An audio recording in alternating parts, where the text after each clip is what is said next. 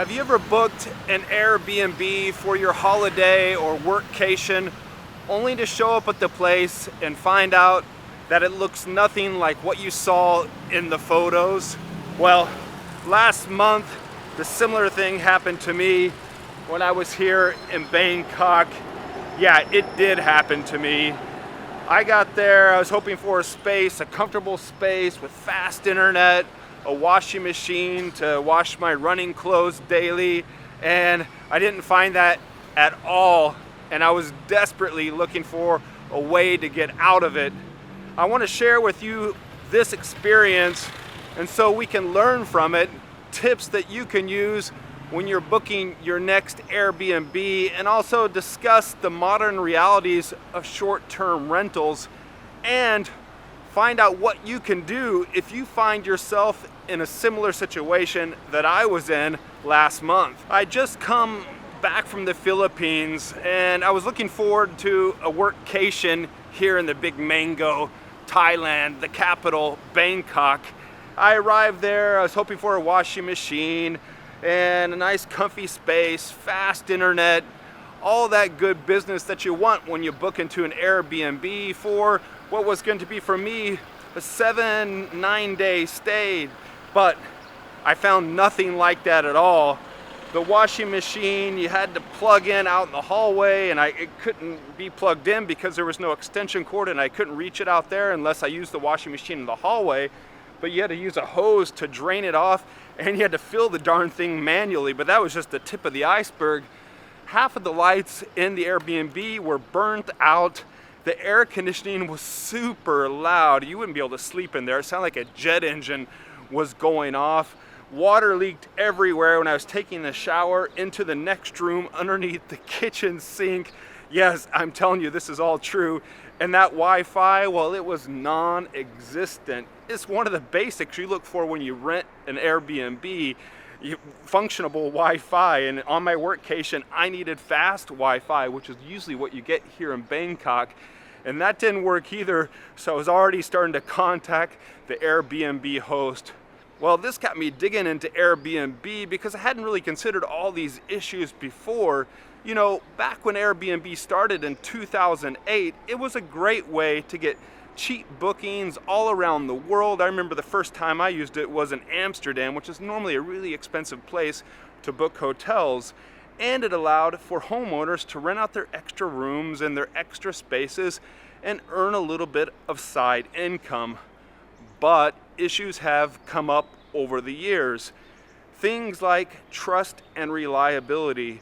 You think you're booking one place and you get there and it's far different than what the photos showed, or it's run by a company and not by a local family at all. And then there's the hidden cost. You go searching for a place and then you go to check out and you realize there's all these taxes, cleaning fees, etc. Or when you check out, you're reminded, hey, you need to clean the apartment, you need to do this, you need to do that. I mean, what is this? Are you owning the place? This is far from a hotel and not what Airbnb used to be. And then there's the social impact. You've heard it. There's a lot of communities around the world that are rising up and protesting against Airbnb.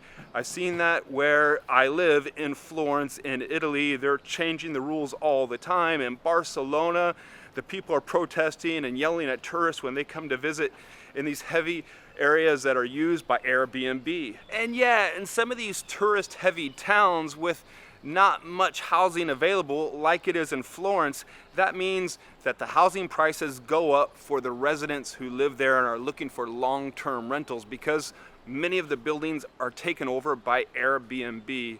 With all these problems that I was having at my place here in Bangkok, I knew I needed to do something because that Wi-Fi wasn't getting fixed. She said she called the internet company and they were going to look at it and they were having a general issue in the area. She said she would send over a few floor mats to help deal with the leaky water, but just a little band-aid wasn't going to solve this big issue. And she said no one had ever complained about the loud air conditioning. Come on. And I said, hey, you should at least have the cleaning people look at these things before a new guest come, like the light bulbs that don't work. I need light. I'm sorry. Am I that unusual? And oh, I forgot to mention to you, the dang key card didn't work to enter the general building itself. I had a key for the main door for the apartment, but the key card down on the ground floor of this 30-story apartment building, it wouldn't work. And every time I went in and out, I had to ask the security guard to swipe me in. And to make matters worse, the Airbnb host told me, oh, hey, don't mention you're there for Airbnb if they ask. So it was a stressful situation. So what are problems if we don't learn from them? With this, I want to give you a few Airbnb tips that we can take into our next booking, our next holiday or workcation.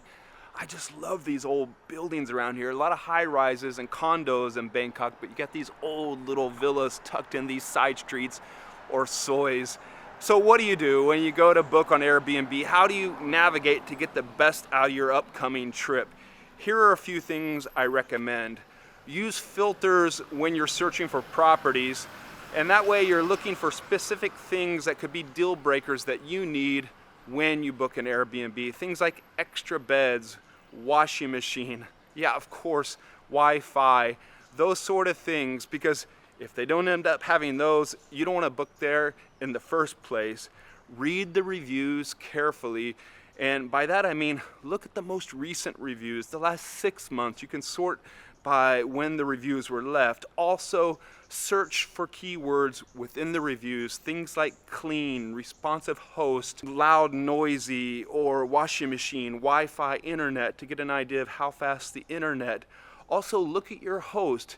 Is it a person or is it a management company? Because with the person, a local host, you're going to be much easier in and out of the place, resolving any problems, and they're more sympathetic to your issues.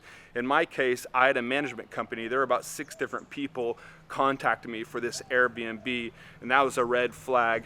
The other thing, the photos. Now, we all love our beautiful artsy photos, and those are great, but you want real photos of the real place you're going to be staying in. So look at the photos carefully, put on your investigator's hat, put the pipe in your mouth, and do a detailed look at the photos. I'm sorry it has to be that way nowadays, but that's how it is. We need to be smart travelers. And yeah, check out those cancellation policies, both for if you need to cancel in advance, a few days out ahead of your trip due to whatever reason. How much of your refund are you going to get back, or are you going to get any of the refund back at all? Because Airbnb has tricky refund policies. Also, look at the cancellation policy for once you're already in the apartment, after you've already started your rental. All these problems at my place weren't resolving themselves, and I didn't want to wait around for the host to solve the things because I was super frustrated. So I decided to cancel the place after one night's stay. I couldn't do it anymore. Even if she said she was going to come and fix those things, I had had enough. I contacted the host, put all this information and my backstory in the Airbnb chat. Always keep your chat in Airbnb. Don't take it out to WhatsApp or any of the other chat social media places, because in Airbnb, that way the whole chat's there for Airbnb to see if it gets really crazy. I canceled it and I wasted a whole day looking for another place. I was in desperate need of something else, but I knew I had to get out of that place, so I went ahead and canceled it. I ended up having to pay just for one night there, and I was able to get back the rest of my money for the next 8 days that I had it booked for. And that taught me some important lessons, both that I need to do better research and that we can look for alternatives when we're booking for our vacation or for our work trip. Things that you could use is try to contact the host directly through Airbnb. That way you're cutting out the middleman. It saves both you and the host money in the end. Airbnb doesn't like this, but it's a great way to find out who your host is and a way for both of you to save money. There's also a Chrome or a internet browser extension called Directo, D-I-R-E-C-T-O. I haven't tried it yet, but you can add it to your internet browser, and when you go looking for a property on Airbnb, it'll help you search on the internet for those properties and help you contact the property directly. And that sounds pretty good, so I'm looking forward to get into that. Another thing is that you can look at alternatives to Airbnb. You know, the old classics like hotels, be it chain hotels or family-run hotels, B&Bs, farm stays, agriturismos is what we call them in Italy. Agrotourism, agro-tourism, farm stays. Or if you want to, hostels, and that doesn't always mean a young place where you're sharing bunk beds with someone else. Sometimes you can have your own rooms and you have cool co-working spaces. The point is that you need to do your research and you have alternatives to Airbnb. So what did I ultimately do in my place? Where did I end up staying? It's right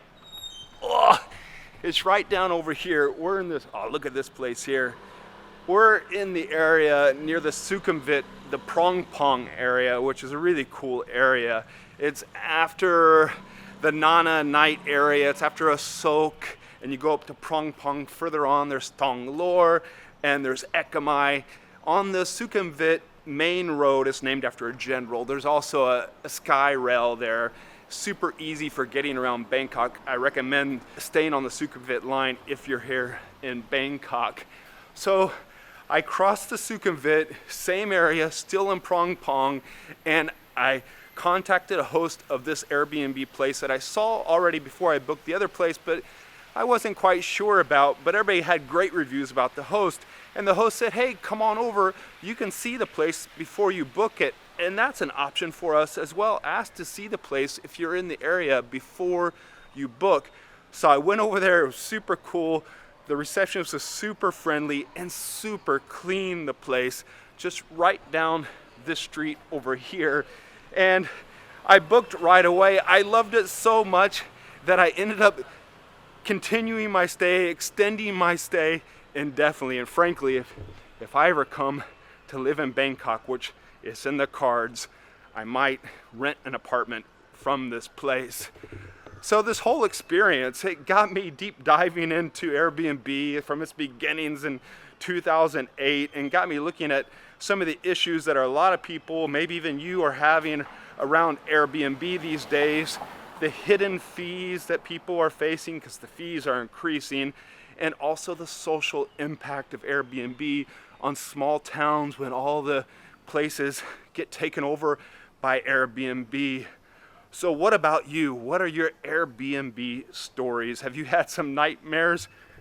Look at these flowers. My mom was super into planting flowers all around the garden when we were growing up. And she would get me out there also when I was older, when I was 10 or something, because I wanted some money so I could go out and buy things. She'd say, okay, well, pick the weeds and I'll give you $5 or something like that every week. Oh, it smells so nice, so tropical here. So tell me your stories down in the comments, your horror stories, or maybe your great stories, or maybe you're an Airbnb host. Let me know down in the comments. Let's get this conversation rolling. And a lot of these tips and tricks and hacks that I learned over the years, I'm putting in a regular email newsletter. In the description, you can find the link to sign up for that. You know, a lot of things can go wrong when you're traveling, and people have problems with the language, or they find out the currency that they have is not going to work in the country where they're visiting. A whole host of things that you need to be concerned with before you travel, and that's why I made this video here. So check it out next.